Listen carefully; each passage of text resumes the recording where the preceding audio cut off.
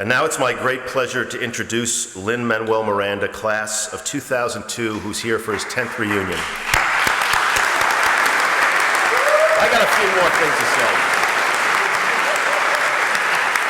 say. You know, they gave me a script about Lin, but we did a little research to find out what he was really like when he was at Wesleyan. So before I tell you, obviously he performed everywhere around the world. He's performed, you know, from the White House, we heard, in Lincoln Center, to the 92 Theater. But you know, some of the things you may not know about him is that he actually has a sandwich named after him at the Neon Deli, the Cinnamon Lin. And then, according to what we found out, he spent some time in a Jewish a cappella group called the Mazel Tones. I don't think the Mazel Tones exist anymore, but they may have provided an inspiration for one of the greatest videos I have ever seen, and I encourage you to see, which is his show-stopping and very touching serenade to his wife, which was performed, I guess, a year and a half ago when he got married.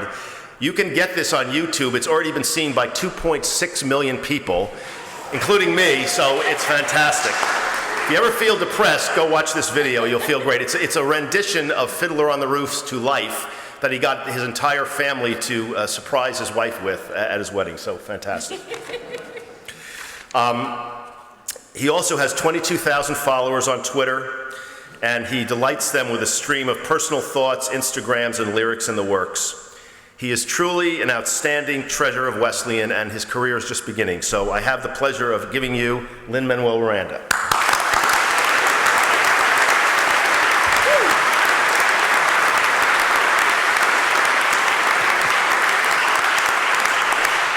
President Roth, Wesleyan students, parents, friends, fellow alumni, spouses of fellow alumni along for the ride.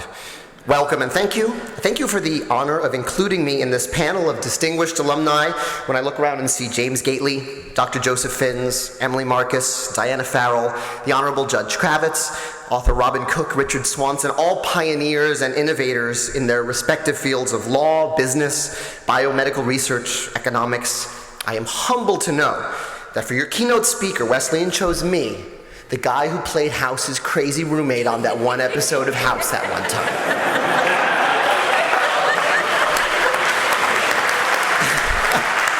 Before I get into the meat of my speech, as I was preparing this keynote, I was looking through my old documents, and I found a rap song that I wrote shortly after graduating. And in each verse, I summarized a different year at Wesleyan. It only goes through junior year. I suppose I wasn't emotionally ready to write about senior year yet, but with your permission, I'd like to do some of that today. Keep in mind, I wrote this shortly after college. I was not yet married. I was very single. And apologies in advance to the girls who are mentioned who are probably married and sitting here. Oh, no, it's not like that.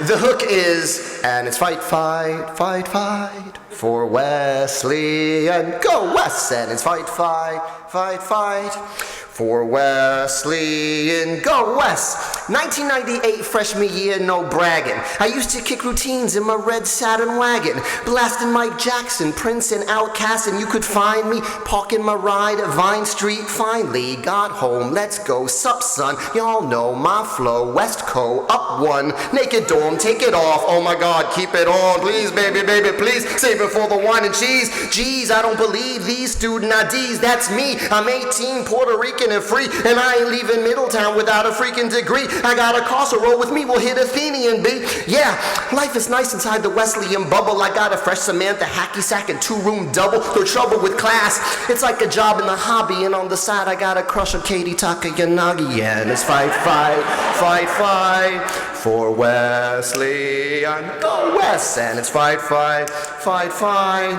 for Wesleyan, go West. Sophomore year and I'm in in touch with mi gente, learning my roots like my last name's Kinte, living at La Casa, sipping Presidente. I'm riding in the heights and I'm dancing with Caliente. 1 ATM, so I'm banking with Fleet. I almost got killed crossing Washington Street, and life is sweet, but I agree it's time for me to try to be the kind of me I want to be when it's time for me to leave. I love film, but paying for film's too high a price to pay. I declared my theater major, I signed my life away. I'm hanging lights and spending nights up in the CFA. I really like it, thinking life is gonna be okay. And every day when I'm walking on the scene, I see this smooth brother with the tambourine. Yeah, it's Tim Kuiper and he's cool, no stressing. Yo, but on the low I have a crush on Sarah Lesson, and it's fight, fight, fight, fight for Wesleyan. Go West! And it's fight, fight, fight, fight for Wesleyan. Go West! And I'm dying trying to finish all my final requirements as I lie inside the quiet science center environment. From Shanklin to Olin, oh no Lin, forget your code Lin, and your paper won't print. I'm paying no rent while living in high rise. Me and my old friend Celeste living like wise guys. I hit the piano while she's hitting the books, and yeah, you know I gotta throw her boyfriend nasty looks. And precision is getting sick of me, cause now I'm single and sweating every single chicken terpsichore.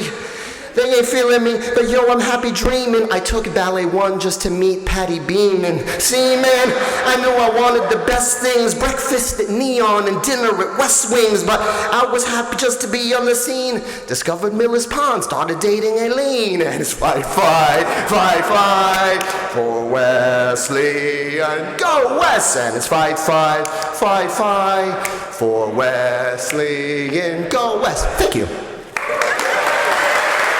That.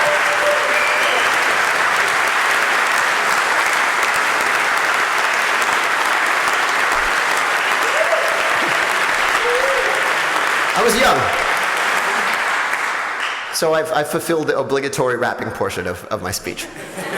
But the real reason that I'm lucky enough to stand here and speak to you today is that my story is a singularly Wesleyan story. Some of you know the details. My sophomore year, I wrote and directed an 80-minute one-act musical at the 92 Theater, just next door, called In the Heights. And it was a huge success on campus. John Buffalo Mailer and Neil Stewart, two seniors at the time, saw my production and kept in touch until I graduated. And a week after graduating in 2002, they introduced me to director Tommy Kail, class of '99, with whom they'd started a theater company called Backhouse Productions. Tommy and I hit it off immediately and began to find fellow collaborators, including fellow classmate Bill Sherman. And after 6 years of work, In the Heights opened on Broadway to acclaim, packed houses, 13 Tony nominations, and 4 wins, and a Grammy Award. That's the thumbnail version of the story I tell reporters. That's the bio. They love it because it has a very clear arc and it makes everyone happy. Local boy makes good. It's very inspiring and everything in it is true, but it's not a fraction of the whole story. The real origin story of In the Heights, like most real stories, is messy and painful and full of wonderful accidents and setbacks and instances of dumb luck. And I'd like to tell you more of the story today because I believe what I learned about myself while mounting In the Heights, I only could have learned at Wesleyan. First of all, I started writing In the Heights because I fell in love with a director named Matt Smith. He's Wesleyan, class of 2000, and my freshman year, he directed his own adaptation of J.D. Salinger's A Perfect Day for Banana Fish in the Westco Cafe. And it was the most beautiful thing I'd ever seen. Up until sophomore year, when I saw his production of Waiting for Godot in the 92 Theater 3 times. Do you know how good a production of a 3.5-hour existentialist comedy has to be for you to see it 3 times? Really effing good. The talent crush was major. And I befriended Matt at the beginning of my sophomore year when my job as a lowly sophomore theater major doing my BTP credit was to apply makeup to his Godot actors. He is one of those magic people that you only meet at Wesleyan, able to hold forth on the work of Beckett, but, walks around Foss Hill on stilts. He exudes confidence and light. To this day, I don't know what gave me the courage, but I showed him these 2 songs I had written for what would become In the Heights. It wasn't even called that yet. There were just these 2 songs, character pieces.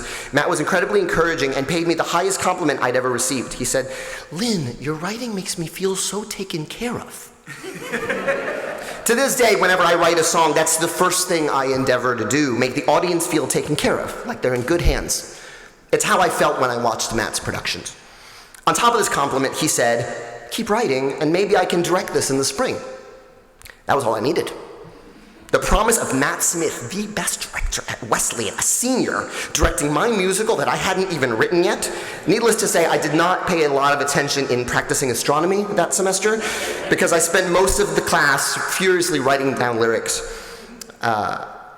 We had a reading with some of my housemates at La Casa when I had 5 songs done. As ever, Matt was amazing with the actors, knowing exactly what to say to unlock their performances. I began to prepare an application for second stage to get in the 92 that spring. When I told Matt we needed to get started on the application, he sat me down in the campus center. Bad news.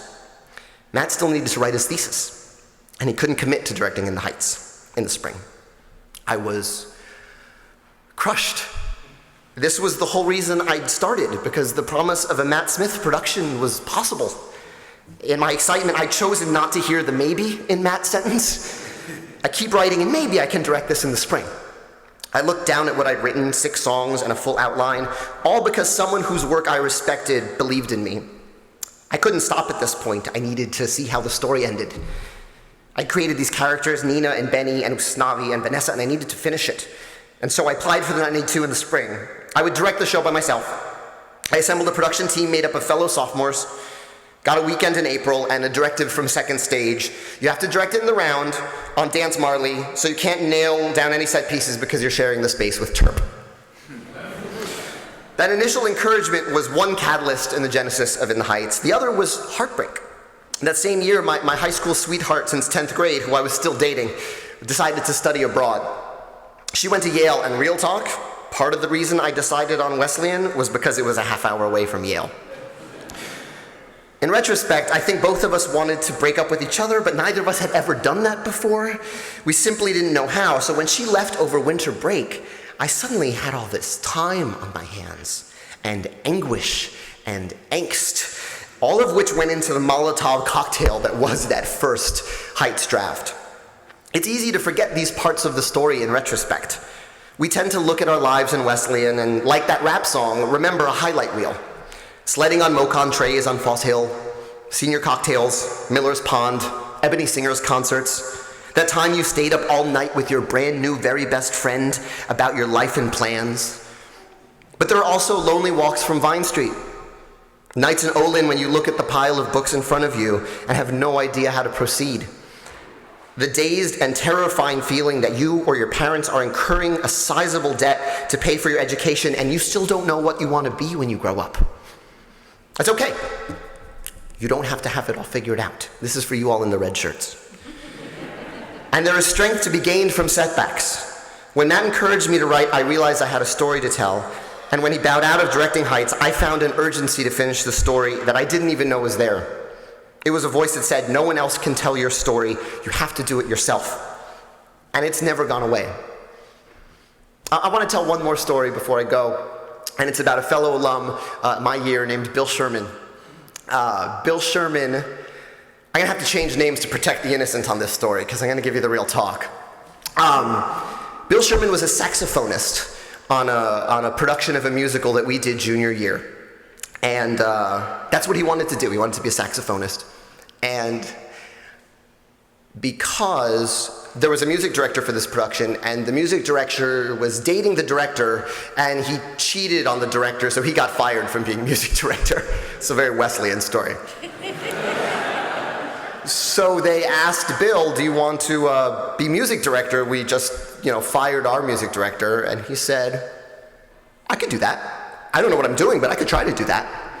And he was an amazing music director. That's when I first met him. I saw him conducting Once on This Island in the 92 Theater. And grabbed him up immediately. I said, I need to make myself friends with that guy. Because he really knows what he's doing. He knows how to talk to musicians. He knows how to get the sound he wants out of them. And we worked on my senior year. I presented him with a musical, and I said, can you help me and be the music director? He said, I don't know what I'm doing, but I think I can do that. He now has a Grammy and a Tony for In the Heights. He has an Emmy because he's the music supervisor on Sesame Street. So he's teaching your kids to read and write. And again, someone asked him, could you do this? And he said, I don't know what I'm doing, but I think I could do that. And he really is one of the most special people I know. And it's all because he said yes. A space opened up and he said yes. I shudder to think what would have happened had that guy not cheated on that director. He would have made it anyway, but I might not have met him, and my life has been much richer for it. So I want to say a thank you to Bill Sherman, who really should be up here as well. And to the students who are here, who are going through it and maybe don't know what they want to be when they grow up, or the grown-ups who have been out of Wesleyan for a while now and still maybe don't know what they want to be when they grow up. It's okay. Your setbacks can be your greatest source of strength. And say yes. Thank you. Thank you for this honor.